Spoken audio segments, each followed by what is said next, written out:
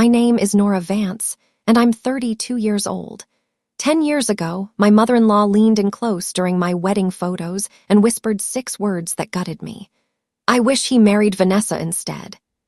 She didn't think I heard her. Or maybe she did, and she simply didn't care. That moment slammed the door on any hope I had of being accepted. For a decade, I was the downgrade, the boring corporate wife who wasn't fun enough, rich enough, or sparkly enough to carry the family name. I spent years in the shadows, fixing their messes and balancing their books, while watching my mother-in-law fawn over the perfect ex-girlfriend who had long since moved on. But I had no idea that the perfect woman Sylvia mourned would be the first rat to flee the ship when disaster finally struck. And Sylvia definitely didn't know that at our 10th anniversary dinner, the dynamic would flip completely. She wouldn't be whispering insults. She'd be holding the microphone, weeping in front of 200 guests, admitting that the boring daughter-in-law she tried to break was the only one strong enough to save her family from ruin. Before I tell you how I saved the family empire and got the apology of a lifetime, please take a moment to like and subscribe. Have you ever been underestimated by your in-laws? Let me know in the comments your experience and where you are watching from. Now, let me take you back to the wedding reception that started it all. I remember the exact humidity of the air that day. It was late June, and the heat in the vineyard was stifling, clinging to my skin under layers of silk and lace. But standing next to my new mother-in-law, Sylvia, I felt nothing but a distinct, bone-deep chill. "Chin up, Nora," Sylvia directed, her voice tight with a smile that didn't reach her eyes. She adjusted the lapel of her son's tuxedo, brushing imaginary lint off his shoulder with a possessiveness that made my stomach turn. "You're slouching again. It ruins the silhouette of the dress." I straightened my spine, forcing a smile for the photographer. "Sorry, Sylvia, just nervous." "Clearly," she sniffed. To anyone watching from the reception tables, we looked like the picture-perfect family. Leo looked dashing, his hazel eyes bright with the excitement of marrying me. I felt beautiful, or at least I had when I looked in the mirror that morning. My raven black hair was pinned up in an elegant chignon, and my dress was a structured architectural masterpiece that I loved. It wasn't frilly or princessy. It was modern. It was me. But Sylvia had hated it. Too severe, she'd said at the fitting. Vanessa wore Vera Wang, clouds of tulle, very romantic. Vanessa, the name had been a ghost haunting our entire engagement. Leo's ex-girlfriend. The bubbly, blonde socialite who came from old money and knew exactly which fork to use for oysters. She was chaos and sparkle. I was spreadsheets and strategy. Leo had chosen me because I grounded him, because we built a real partnership. But Sylvia didn't want a partner for her son. She wanted an accessory. "Okay, let's get a shot of just the parents and the happy couple," the photographer shouted, waving us closer together. Sylvia stepped in between us, linking her arm through Leo, effectively pushing me to the periphery of my own wedding photo. I moved to Leo's other side, wrapping my arm around his waist, trying to claim my space. Sylvia stiffened. "Everyone squeeze in," the photographer commanded. Sylvia leaned in toward me. I thought she was adjusting her stance to fit the frame. I smelled her perfume, heavy, floral, and expensive. Her breath tickled my ear. "I wish he married Vanessa instead," she whispered. The words were so quiet, so casual, they could have been a comment about the weather. But they hit me with the force of a physical blow. The air left my lungs. My smile froze, turning brittle and painful on my face. Click. The flash went off, immortalizing the moment my heart shattered. Sylvia pulled back instantly, her face arranged in a mask of pleasant matriarchal joy. She patted my cheek, a gesture that looked affectionate but felt like a slap. "Smile, dear. It's supposed to be a happy day." I stood there, paralyzed. Had she really just said that? I looked at Leo, desperate for him to have heard it to defend me, to say something. But he was laughing at something his father was saying, completely oblivious. He hadn't heard a thing. The rest of the reception passed in a blur of nausea and fake smiles. I danced. I cut the cake. I listened to toasts about love and family, all while those 6 words echoed on a loop in my mind. I wish he married Vanessa instead. Later in the bridal suite, as I took the pins out of my hair, I looked at my reflection. The woman staring back looked tired, small, defeated. "I can't do this," I whispered to the empty room. "I can't fight a ghost." But then I looked at the ring on my finger. Leo chose me. He asked me to marry him, not Vanessa. If Sylvia wanted a war, I wasn't going to give her one. That's what she expected. She expected me to cause a scene, to be difficult, to prove that I didn't belong in their polished world. I wouldn't give her the satisfaction. I stood up and smoothed down my dress. I made a decision right then and there. I wouldn't fight Sylvia. I would win her over. I would be the perfect wife, the perfect daughter-in-law. I would kill her with kindness until she had no choice but to admit that I was worthy of her son. I wiped my face, fixed my lipstick, and walked back out to the party. I had no idea that I was signing up for 10 years of a losing battle. I didn't know that kindness doesn't work on people who are committed to misunderstanding you. But I was young, and I was in love, and I thought I could fix everything just by trying hard enough. Sunday dinners at the Vance estate were less of a family gathering and more of a weekly performance review where I was destined to fail. For the first few years of our marriage, the routine was suffocatingly predictable. I would spend 20 minutes in the car checking my lipstick in the rearview mirror, rehearsing safe conversation topics, whether gardening, Leo's golf game, anything to avoid the landmines. But it didn't matter what I said. Sylvia always found a way to steer the conversation back to the ghost haunting her dining room, Vanessa. It wasn't that Vanessa was actually there, of course. She was long gone, jet-setting across Europe or buying art in Soho, living the life of a carefree heiress. But in Sylvia's house, Vanessa was omnipresent. There was even a photo of her and Leo from a college ski trip still sitting on the mantel in the den. "Oh, that old thing," Sylvia had said when I first pointed it out, waving her hand dismissively. "I just haven't gotten around to moving it. It's such a lovely shot of the mountains." It stayed there for 3 years. One particularly rainy November evening, I made the mistake of trying to impress Sylvia with my latest career milestone.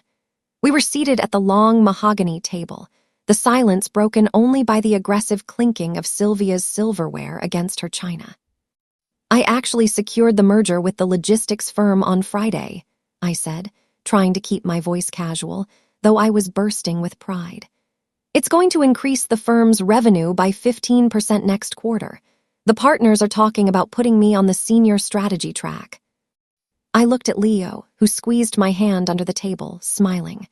"That's amazing, Nora. I told you they'd recognize your hard work." Sylvia took a slow sip of her wine, her eyes drifting past me to the window. "That sounds exhausting, dear, all those late nights. You're looking a bit peaked around the eyes. Are you sleeping?" "I'm fine, Sylvia. It's invigorating. I love what I do." "Of course you do," she sighed, setting her glass down with a delicate clink. "It's just hearing about all this business reminds me so much of Vanessa. Do you remember, Leo? That year she decided she was bored with the city and just booked a one-way ticket to Bali on a Tuesday." My stomach tightened. Here we go. "She called me from a beach hut 2 days later," Sylvia continued, her face lighting up with a warmth she never showed me. "She was weaving baskets with the locals. She just had this spirit. She wasn't bogged down by schedules or spreadsheets. She just knew how to live. She was so effervescent." The word hung in the air like a weapon. Effervescent, bubbling, light, sparkling, everything I wasn't. "She got dengue fever on that trip, Mom," Leo pointed out, taking a bite of his roast beef. "And she had to call Dad to charter a plane to get her home because she lost her passport." "Oh, stop it," Sylvia chuckled, waving him off. "That was part of her charm. She was an adventure. You never knew what was going to happen next with Vanessa." She turned her gaze to me, her expression flattening into pity. "Nora is so reliable." "It's good for you, Leo. You need someone grounded, someone who worries about the bills and the logistics." She made reliable sound like a slur. She made my career, my ambition, the very things that kept our lives running smoothly, sound like a character flaw. In Sylvia's narrative, Vanessa was the romantic heroine, the tragic, beautiful loss. I was the practical, boring consolation prize, the workhorse who paid the bills so Leo could have a comfortable life, while Sylvia lamented the loss of her show pony. I looked down at my plate, my appetite gone. I wanted to scream. I wanted to tell her that effervescent people don't help you build a legacy, they just spend it. I wanted to tell her that while Vanessa was weaving baskets, I was building a portfolio that would secure her son's future. But I didn't. I forced a smile, just like I did on my wedding day. She sounds like a handful, I said quietly. She was a delight, Sylvia corrected sharply. Then, softening her voice to a whisper that was meant to be heard, she added, the house was just so much brighter when she was around. Under the table, I dug my fingernails into my palm until it stung, reminding myself to breathe. Kill them with kindness, I told myself. Endure it. I convinced myself that if I just worked harder, climbed higher, and became so successful that I was undeniable, she would eventually have to move that picture off the mantle. I was wrong. They named me Vice President of Strategic Operations on a Tuesday. It was the kind of career-defining moment most people spend decades chasing, the culmination of 7 years of 80-hour weeks, missed birthdays, and eating salads at my desk while drafting crisis management protocols. When the CEO shook my hand and handed me the new business card, heavy, cream-colored cardstock with my name embossed in black, I felt a surge of electricity that started in my toes and settled in my chest. I felt powerful. I felt undeniable. I drove to dinner at Sylvia's house that night feeling like I was finally wearing armor she couldn't pierce. My tailored black blazer was sharp enough to cut glass. My heels clicked with authority against the marble foyer, and for the first time in years, I wasn't just Leo's reliable wife. I was a force of nature. We have big news, Leo announced as soon as we sat down. He was beaming, his hand resting proudly on my back. Nora just made VP. She's the youngest executive in the company's history. I sat up straighter, waiting for the acknowledgement. I didn't need a parade, just a nod. A well done. A recognition that the hours I spent away from her son were actually building something substantial. Sylvia paused, her fork hovering halfway to her mouth. She looked at me, then at Leo, and then let out a long, weary sigh. VP, she repeated, testing the word like it was a piece of gristle she needed to spit out. Does that mean you'll be working even more, dear? I barely see you as it is. Poor Leo must feel like a bachelor half the time. The air left the room. It means I have more responsibility, Sylvia, and a significant raise. It secures our future. Money, she waved her hand dismissively, as if the concept was vulgar. Everyone is so obsessed with the grind these days. It's all work, work, work. Where is the poetry? Where is the life? Before I could defend myself, before I could explain that the grind was what paid for the country club membership she utilized daily, she reached for her phone. Speaking of life, she said, her voice instantly brightening, shifting from gray disappointment to technicolor joy. Did you see what Vanessa posted this morning? She just got back from Bali. Look at this. She thrust the screen across the table, dangerously close to my face. There she was, Vanessa. She was wearing a flowing white dress, swinging out over a lush green jungle on one of those massive, photogenic swings designed for influencers. Her hair was wild and sun-bleached, her skin tanned a deep bronze. She looked effortless. She looked expensive. She looked like she had never filled out a spreadsheet in her life. Look at that view, Sylvia cooed, scrolling through the carousel of photos. Sunsets, waterfalls, temple visits. She wrote the most beautiful caption about finding her soul in the silence of the rice paddies. It brought tears to my eyes. I looked down at my own hands. My manicure was chipped from typing furiously all week. My skin was pale from office fluorescence. It looks nice, Leo said diplomatically, trying to steer the ship back to shore. But Nora's promotion is a big deal, Mom. She's running the entire strategic division now. Sylvia didn't even look up from the screen. She double-tapped a photo of Vanessa holding a monkey. Anyone can work, Leo. Ants work. But Vanessa, she understands that we aren't put on this earth just to pay bills and die. She's curating experiences. That, she tapped the glass screen with a manicured nail, is a real life. The words landed with the precision of a sniper shot. That's a real life. Suddenly, my blazer felt too tight. The sharp, tailored lines that had made me feel like a warrior in the boardroom now felt like a costume, a stiff, uncomfortable cage. In Sylvia's eyes, my ambition wasn't a virtue, it was a lack of imagination. My success wasn't an achievement, it was evidence that I was boring. I was the ant, scurrying around in the dirt, while Vanessa was the butterfly, beautiful and free and worthy of admiration simply for existing. "I'm happy for her," I lied, my voice sounding thin and reedy in the cavernous dining room. "We all should be," Sylvia said, finally putting the phone down and picking up her wine glass. "It takes courage to just be, doesn't it? To reject the rat race." She looked at me then, her eyes sweeping over my expensive suit with a look of profound pity. "I hope one day you learn to slow down, Nora, before you wake up and realize you've missed the whole point." I didn't argue. I didn't tell her that Vanessa's courage was funded by a trust fund, or that my rat race was the only reason Leo's family business had a safety net. I just took a sip of my water and swallowed the bitterness, feeling smaller than I had ever felt in my life. I was a vice president. I was a strategist. But in this house, I was just the help. The crash didn't happen with a bang. It happened with a phone call, interrupting the quiet clinking of silverware during yet another Sunday dinner at the Vance estate. It was year 8. By then, I had perfected the art of disappearing into the upholstery. I was a fixture, like the antique lamps or the heavy velvet drapes, functional, present, but largely ignored unless something wasn't working. We were halfway through the second course, a delicate sea bass that Sylvia had spent 10 minutes praising, when Leo's phone buzzed against the mahogany table. Sylvia frowned. "Leo, darling, no phones at the table, it's uncivilized." "It's the general counsel, Mom," Leo said, glancing at the screen. He looked annoyed, not alarmed. "I have to take this. It's probably about the zoning permits for the waterfront project." He stood up and walked into the hallway. I watched him go, feeling a strange prickle on the back of my neck. My strategist's intuition was flaring, a sudden, sharp warning that the air pressure in the room had just dropped. Sylvia sighed, picking at her fish. "He works too hard. Just like you, Nora. You two are going to age terribly if you don't learn to delegate." I opened my mouth to respond, to offer my usual deflection, when a sound came from the hallway. It was a noise I had never heard Leo make before, a strangled, wet gasp, like someone had just punched him in the solar plexus. Then silence.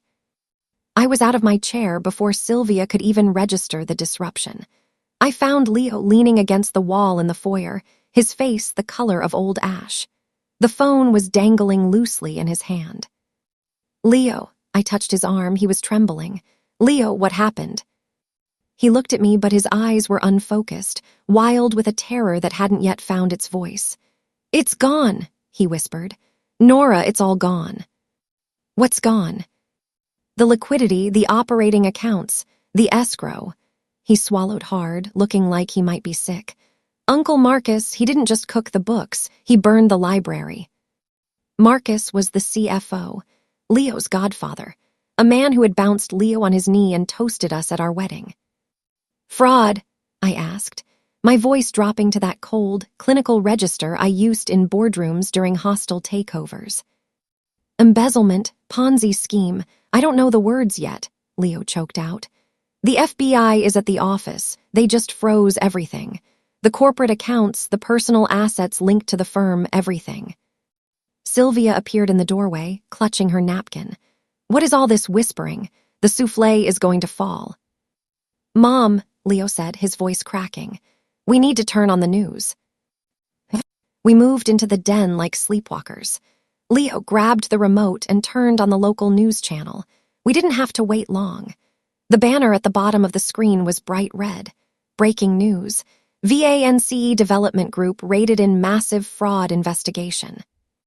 There was footage of agents in windbreakers carrying boxes out of the glass-fronted building where Leo had spent his entire adult life. There were flashing lights. There was a reporter standing in front of the Vance logo, talking about millions in missing funds and investor panic. Sylvia made a sound like a wounded animal. She collapsed onto the sofa, her hand flying to her mouth. No, this is a mistake. Marcus wouldn't, he's family." "He's gone, Mom," Leo said, sinking onto the ottoman, his head in his hands. "He's on a plane to somewhere with no extradition treaty, and he took the liquidity with him. The banks have locked us out. I tried to use the company card for gas on the way here, it worked then, but they're saying everything is frozen now. Frozen, Sylvia whispered. The words seemed to confuse her.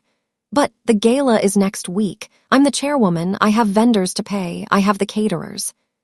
Sylvia, I said, stepping forward. The gala doesn't matter. We are talking about bankruptcy. We are talking about criminal negligence charges if we can't prove we weren't involved. She looked at me with sudden, sharp fury. Don't you use that word in this house. Bankruptcy is for common people. We are Vances.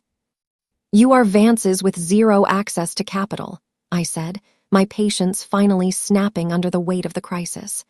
The press will be at the gates within the hour. The creditors will be calling by morning. This isn't a bad news cycle, Sylvia. This is an extinction event. As if on cue, the intercom buzzed. It was the gate security. Mr. Vance, the guard's voice crackled, sounding panicked. There are 3 news vans blocking the driveway, and someone just threw a brick through the call box. Leo put his head between his knees and began to hyperventilate. Sylvia stared at the TV screen, where her family name was being dragged through the mud, her face a mask of absolute horror. For the first time in her life, the carefully curated image she worshipped wasn't just cracked, it was shattered. I looked at my husband, paralyzed by fear. I looked at my mother-in-law, paralyzed by shame.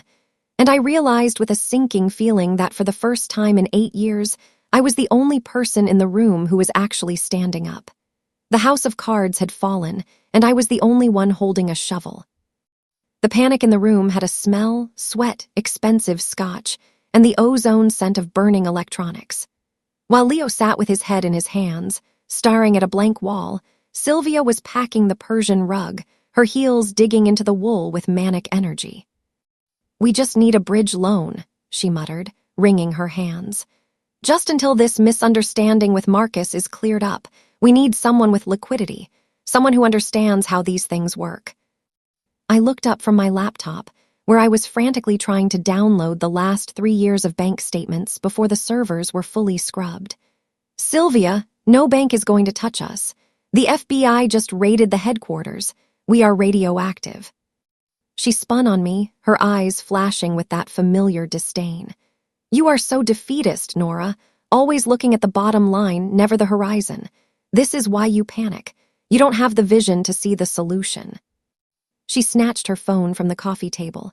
I'm calling Vanessa. I froze. Vanessa, why? Because Vanessa's father is arguably the most powerful real estate developer in the state, Sylvia snapped, unlocking her screen. And because Vanessa loves this family, she has a heart. She isn't going to let us drown in bureaucratic nonsense just because of some bad press. She's loyal. Sylvia, don't, I warned, closing my laptop. She's an ex-girlfriend. This isn't her problem. She's family in spirit, Sylvia hissed, tapping the contact. She put the phone on speaker, holding it out like a talisman, defying me to be right. The line rang twice. Sylvia, Vanessa's voice burst into the room, bright and tinny. I was just thinking about you. I'm looking at those cashmere throws we talked about for the winter solstice party. Did you decide on the cream or the dove gray? Sylvia's shoulders dropped 3 inches. Relief flooded her face. Here was normalcy. Here was the world she understood. Oh, Vanessa, darling, Sylvia's voice wobbled, thick with unshed tears.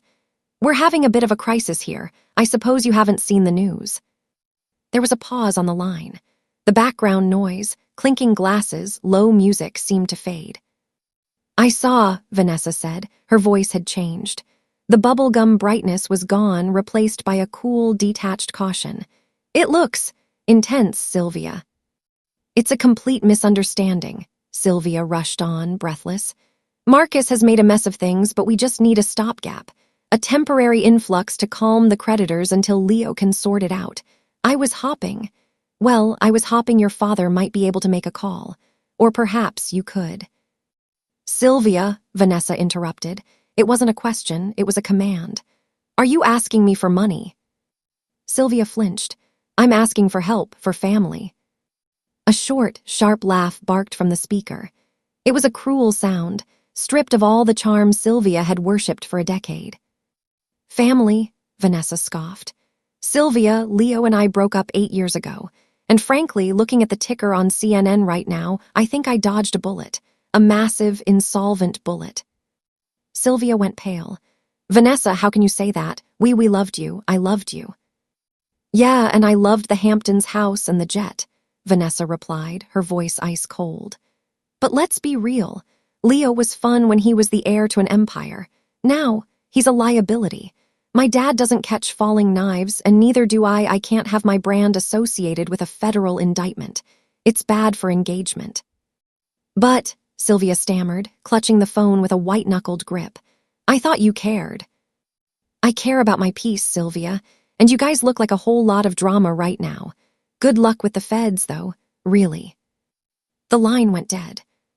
The silence that followed was heavier than the panic had been. It was the silence of a cathedral collapsing. Sylvia stood frozen, the phone still held out in the air, staring at the black screen as if it had physically slapped her. The effervescent spirit, the girl who knew how to live. The real life Sylvia had thrown in my face for years. In 30 seconds, the fantasy had evaporated, leaving behind nothing but a shallow, selfish reality. Sylvia slowly lowered her hand. She looked at Leo, who hadn't moved. Then she looked at me. For the first time in 10 years, there was no judgment in her eyes. There was only fear. She looked small, old. She laughed, Sylvia whispered, her voice trembling. I didn't say I told you so. I didn't bring up the irony. I didn't mention the mantra, I wish he married Vanessa. I just stood up, smoothed my blazer, and walked over to her. I gently took the phone from her shaking hand and set it on the table. Sit down, Sylvia, I said, my voice steady, the only thing in the room that wasn't breaking. Forget Vanessa. She's gone. Now let's get to work. I didn't ask for permission. I didn't wait for Leo to stop staring at the wall or for Sylvia to stop trembling in her chair. I simply walked over to the head of the table, Leo's seat, and pulled it out. Leo, move, I said. It wasn't a request. He blinked, looking up at me with wet, dazed eyes. What? Move, I repeated, my voice dropping into the flat, steel-edged tone I used during hostile takeovers. I need the power outlet behind you. He scrambled up like a frightened child, and I sat down. In one smooth motion, I swept the remaining china aside. Sylvia gasped as a crystal goblet wobbled dangerously close to the edge, and opened my laptop. The screen flared to life, casting a harsh blue glow over the mahogany that had been the stage for my humiliation for 8 years. This table, where I had been ignored, belittled, and compared to a ghost, was no longer a place for dining. It was a war room, and I was the only general in the house. Okay, I said, my fingers flying across the keyboard. Leo, I need your administrative login for the encrypted server. Sylvia, I need the physical keys to Marcus's home office. I know you have a spare set in the credenza. Go get them. Sylvia blinked, looking at me as if I had started speaking a foreign language. But, the police. The police are looking for a paper trail. I cut her off, not looking up from the screen. We need to find it first so we can prove we weren't the ones holding the pen. Go. She went. For the first time in our relationship, she didn't argue. She didn't critique my tone.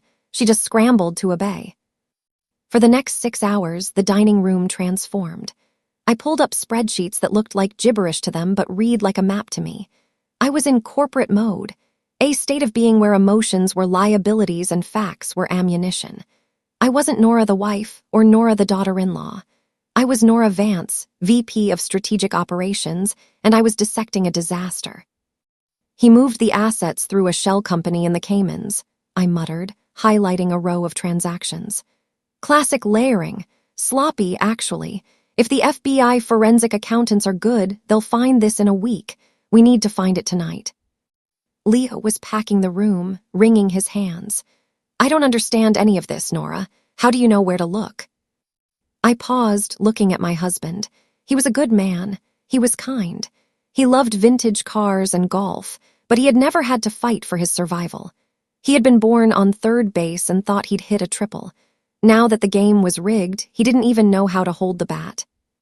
Because this is what I do, Leo, I said quietly. This is the boring work you and your mother laughed about. This is the grind. He flinched, shame coloring his cheeks. Sylvia returned with a rusty key ring, placing it on the table with a trembling hand. She stood there, hovering over my shoulder, watching the columns of numbers blur on my screen. Is it bad? She whispered. It's catastrophic, I said, not sugarcoating it. Marcus liquidated the pension fund. He leveraged the commercial properties against a loan that doesn't exist. We are technically insolvent. Sylvia let out a small whimper. My house. I can save the house, I said, my voice sharp. Maybe, if we can prove that Leo signed these transfers under duress or without full disclosure. I'm drafting an affidavit now. We need to get ahead of the narrative before the markets open tomorrow. I picked up my phone and dialed the number for the firm's crisis PR manager, a woman I had cultivated a relationship with for 5 years, despite Sylvia telling me she was too abrasive. Cindy, it's Nora. Wake up. We have a code red. I need a statement drafted in 20 minutes disavowing Marcus. I'm sending you the talking points now. I hung up and went back to typing. The room was silent except for the aggressive clacking of my keyboard. I felt Sylvia's eyes on me. I expected her to criticize my posture, or tell me I was being too loud, or ask why I wasn't comforting Leo. But when I glanced up, she wasn't looking at me with disdain. She was looking at me with something that looked terrifyingly like hope. She was drowning, and she had finally realized that the only person on the boat who knew how to swim was the one she had tried to throw overboard. Coffee, Sylvia said suddenly. I paused. What? You need coffee, she said, her voice shaking but determined. I'll make a pot black the way you like it. She hurried toward the kitchen, a room she hadn't entered to do actual work in 20 years. I watched her go, then turned back to the screen. There would be time for feelings later. Right now, I had a war to win. The weeks that followed weren't measured in hours, but in billable increments and caffeine intake. The glamour of the war room quickly faded into a grueling, unglamorous siege. The dining room table, once the stage for Sylvia's passive-aggressive dinner parties, was now buried under mountains of subpoenas, bank records, and empty takeout containers. We were bleeding cash. With the corporate accounts frozen by the DOJ and the personal assets locked in escrow, we couldn't pay the retainers for the criminal defense attorneys Leo needed to stay out of prison. The lawyers were sympathetic, but they didn't work for charity. They want $50,000 by Friday, Leo said one evening, staring at an email on his phone. He looked gaunt, his polo shirt hanging loosely on his frame. Or they drop us, and if they drop us, the public defender. I can't do this, Nora. I'm going to jail. Sylvia sat in the corner armchair, hugging a throw pillow like a lifeline. She had stopped packing. She had stopped trying to call her socialite friends, all of whom had suddenly stopped returning her calls the moment the news vans parked at the gate. She looked at me, her eyes wide and terrified.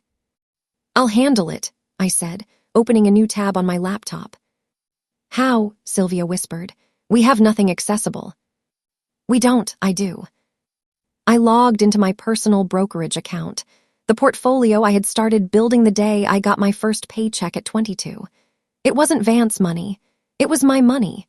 It was the boring savings Sylvia had mocked, the result of the rat race she despised. It was my safety net, my retirement, my independence. I didn't hesitate. I hit liquidate all. Nora, Leo gasped, seeing the screen. That's everything you have. That was for your firm. It's for your freedom now, I said, my voice flat. I transferred the funds to the firm's holding account. The wire will clear in the morning. Tell the lawyers they're paid. I looked up to find Sylvia staring at me. Her mouth was slightly open. For years, she had accused me of marrying Leo for his money, of being a gold digger who trapped her son. Now, she was watching me burn my own financial future to keep her son warm, while the rich girl she adored was likely sipping mimosas in Bali, thankful she wasn't involved. You earned that, Sylvia said softly. Yes, I replied, turning back to the deposition prep files. I did. The grind wore us down to the bone. I stopped sleeping in our bedroom. It was easier to nap on the sofa in the den for 20 minutes between conference calls with the forensic accountants in London. I stopped wearing my blazer. I lived in leggings and oversized sweaters, my hair thrown up in a messy bun, the very look Sylvia used to criticize as unkempt. Now she didn't say a word. One night around 3:00 a.m., I was reviewing a stack of emails from Marcus's secretary, searching for the smoking gun that would prove Leo's ignorance of the fraud. My eyes were burning, blurring the text. I rested my head in my hands just for a second. I must have drifted off. I woke up to the feeling of something soft settling over my shoulders. I blinked open my eyes. Sylvia was standing there, tucking a cashmere blanket around me. She was wearing her silk robe, her face stripped of makeup, revealing the age and exhaustion she usually hid so well. She froze when she saw I was awake. For a moment, we just looked at each other in the dim light of the dining room chandelier. "You were shivering," she said, her voice rough. "I'm fine," I murmured, sitting up and reaching for my cold coffee. "Don't," she said. She reached out and took the mug from my hand. "It's ice cold. I'll make a fresh pot." She walked to the kitchen, her movements slower than before. I watched her go. There was no snappy comment about my work ethic, no comparison to Vanessa's carefree spirit. There was just a quiet, heavy realization filling the silence between us. She was seeing the ugly, unvarnished truth of survival. She was watching me carry the weight of her entire world on my back, and she was finally realizing that the weight was too heavy for anyone else, especially Vanessa, to bear. She came back with the coffee and set it down on a coaster, careful not to disturb my papers. "Thank you," I said. Sylvia lingered for a moment, her hand resting on the back of Leo's empty chair. She looked at the stack of documents, the evidence of my labor, my loyalty, my grind. "He would have gone to prison without you," she whispered, not looking at me. "He's not going to prison," I said firmly, taking a sip of the hot coffee. "I won't let him." She nodded once, a sharp, jerky motion, and retreated upstairs. She didn't say she was sorry. She didn't say she loved me. But for the first time in 8 years, she made me coffee. And in the Vance household, that was a surrender. It was 4:17 a.m. on a Tuesday when the world finally stopped spinning. I was buried in the metadata of a shell company's transaction log, file 894B, hidden inside a folder labeled Old Marketing Assets.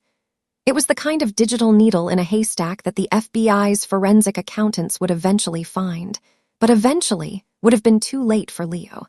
We needed now. My eyes were burning, gritty with exhaustion, but then I saw it. A timestamp. I blinked, leaning closer to the screen. I cross-referenced it with Leo's calendar from 3 years ago. Then I checked the IP address of the device that authorized the transfer of $4 million. "Got you," I whispered. The sound was so loud in the silent house that it startled me. "Nora," Leo mumbled from the sofa, where he had passed out with a law textbook on his chest. "What is it?" "Wake up," I said, my voice vibrating with a sudden electric energy. "Leo." "Wake your mother. I found it." 10 minutes later, we were huddled around my laptop. Sylvia was clutching her silk robe tight to her throat, looking between me and the screen with wide, fearful eyes. "What are we looking at?" Leo asked, rubbing his face. "This is the authorization code for the initial liquidity transfer," I explained, pointing to the string of numbers. "It was signed with your digital key, Leo. That's why the feds think you're co-conspirator number 1. "I know," he groaned. "I told you I never signed that." "I know you didn't," I said, scrolling down. "Because at the exact moment this transfer was authorized, November 14th at 2:00 p.m., you were in surgery getting your appendix removed. You were under general anesthesia." Leo froze.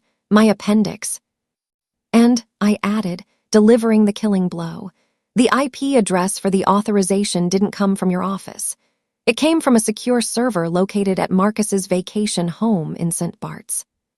Sylvia let out a gasp that sounded like a sob. "He got sloppy." "He got arrogant," I corrected.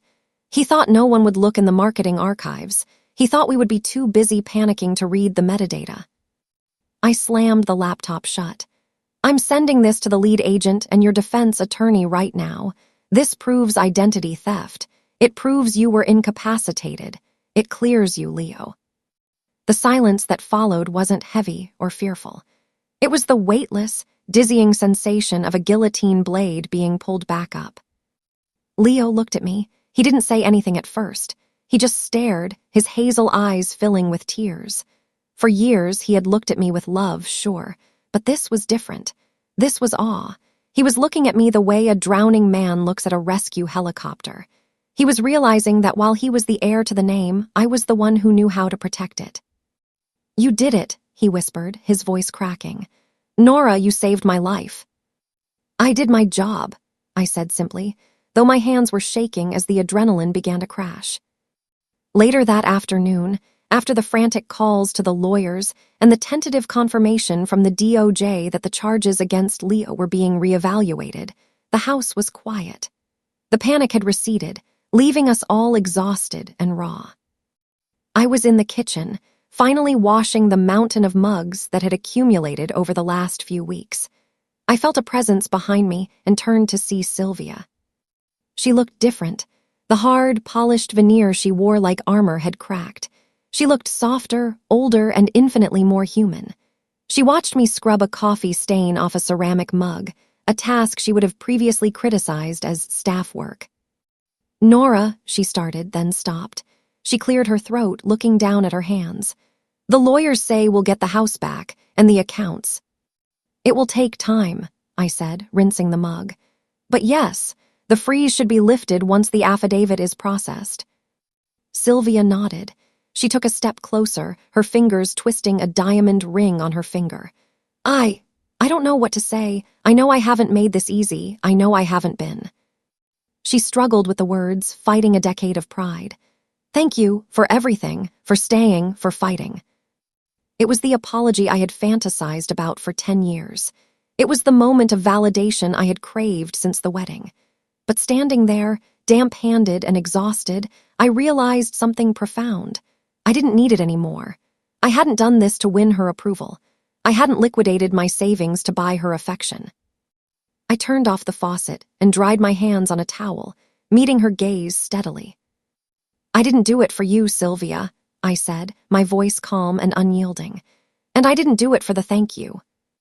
I looked past her, toward the living room where Leo was finally sleeping peacefully on the couch. I did it for us, I said, because that's what a partner does. I walked past her, leaving her standing in the kitchen, finally understanding that she was no longer the matriarch of this family. I was.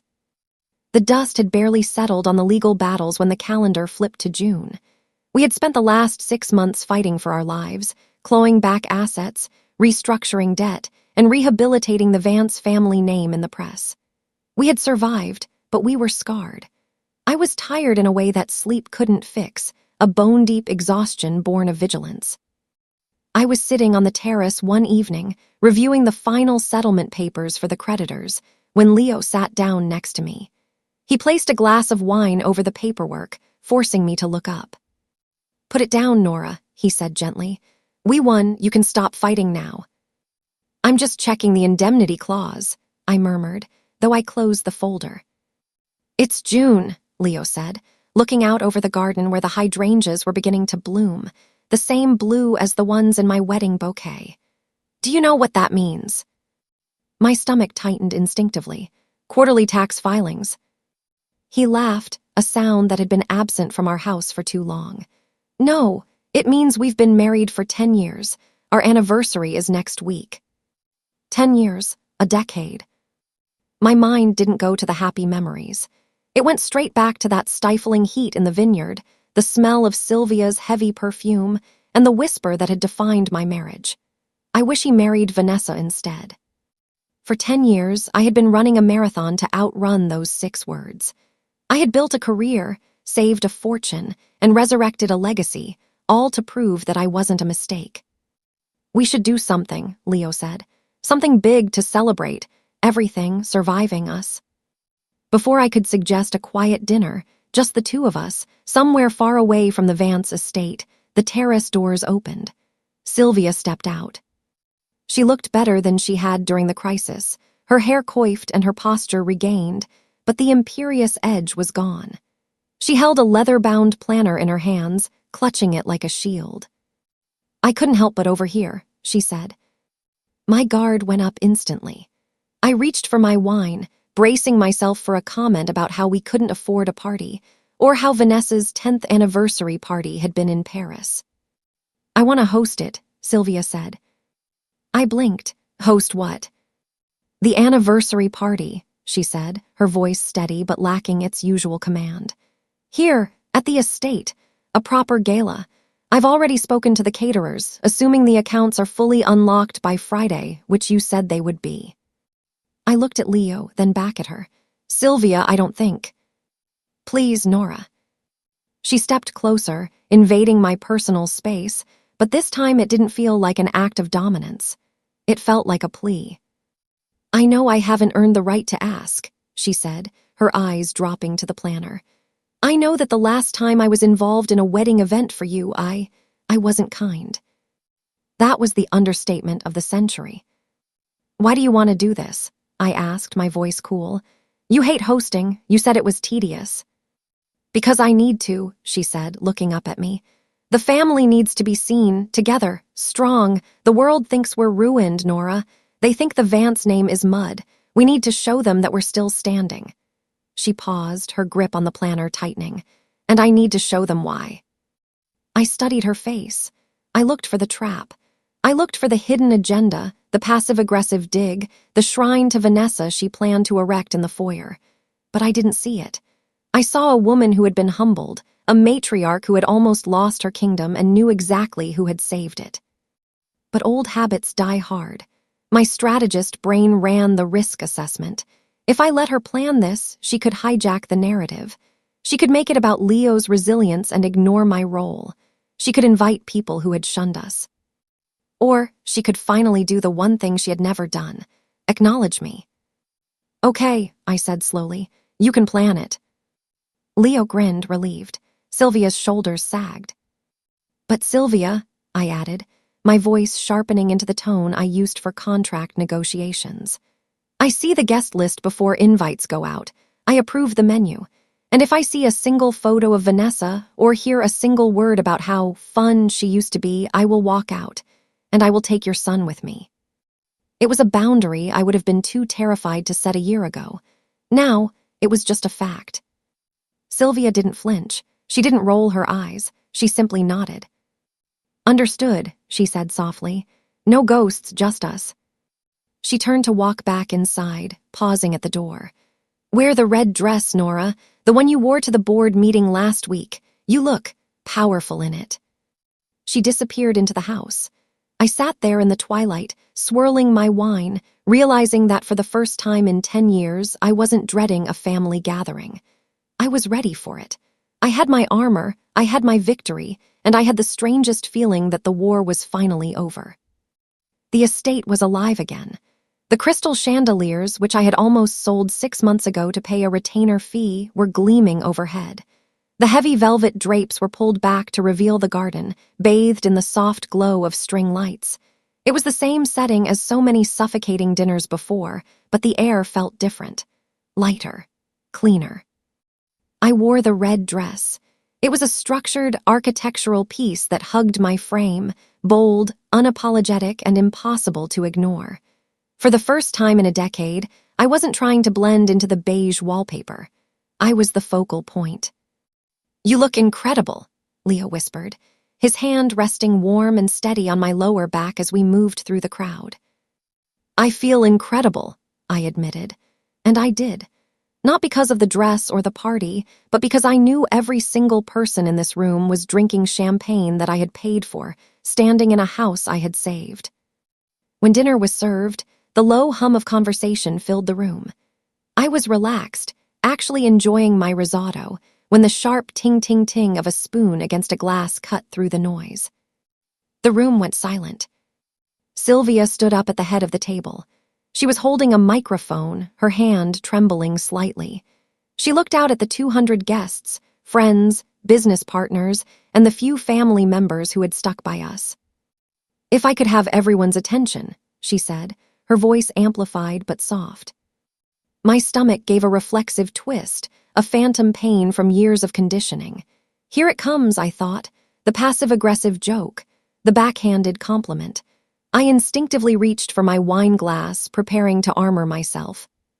10 years ago, Sylvia began, looking directly at me, I stood in this very room at a reception much like this one. My son had just married a woman I didn't understand, a woman I didn't take the time to know. She paused, taking a shaky breath. The room was deadly quiet. I was so blinded by my own expectations of what a Vance wife should be that I missed what was standing right in front of me. I wanted someone fun, someone carefree, someone who looked good in a photo. She gripped the microphone tighter. In fact, during the wedding photos, I leaned into my new daughter-in-law and I whispered something to her, something cruel. Leo stiffened beside me. He looked at his mother, confused. I whispered, "I wish he married Vanessa instead." A collective gasp rippled through the room. Leo dropped his fork. The clatter was deafening. He turned to me, his eyes wide with horror. "Nora, she said that." I didn't look at him. I kept my eyes locked on Sylvia. I didn't flinch. "I said it," Sylvia continued, her voice cracking but determined. And I believed it. For years, I mourned a relationship that was nothing but smoke and mirrors. I treated Nora like a consolation prize. I called her boring because she was responsible. I called her cold because she was strong. Tears began to stream down Sylvia's face, cutting through her perfect foundation. But then, the sun went down, the storm came, and the fun people, the ones I wanted Leo to be with, they ran. They didn't just leave, they laughed at us while we drowned. She wiped her face with a napkin, composing herself. But Nora stayed. When the accounts were frozen, she didn't pack a bag. When the world called us criminals, she didn't file for divorce. She rolled up her sleeves. She sold her own assets, money she worked for while I was mocking her career, to save this house, to save my son. She looked at Leo, then back to me. "I was wrong," she sobbed openly now. "I was so incredibly wrong. I wanted a girl who sparkled, but I didn't realize that sparkles are just glass. They shatter when things get hard. Nora is a diamond. She is unbreakable." She raised her glass, her hand shaking. I whispered that I wished he married his ex. Tonight, I am screaming this for everyone to hear. Nora Vance is the best thing that has ever happened to this family. She is the only reason we are sitting here tonight. She is the daughter I didn't deserve, but the one I am eternally grateful to have. "To Nora," she choked out. "To Nora," the room echoed, a thunderous chorus of voices. Leo was crying. He pulled me into his side, kissing my temple, whispering apologies I didn't need. I looked at Sylvia. She looked small, stripped of her pretenses, finally seeing me. I didn't feel the need to cry. I didn't feel the need to run over and comfort her. I just raised my glass, meeting her gaze with a calm, steady smile. I had won, not by fighting, not by screaming, but by being exactly who I was. The war was over, and for the first time in 10 years, the silence was peaceful.